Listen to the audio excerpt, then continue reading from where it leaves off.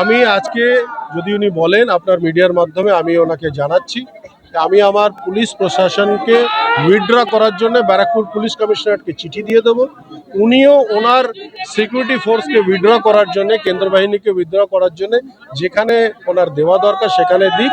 আর কয়েকদিন বিনা সিকিউরিটিতে একে আমরা দুজনে ঘুরি, তারপরে যেখানে উনি চ্যালেঞ্জ থ্রো করবেন সেই মাঠে সেই ময়দানে আমি একা যাব।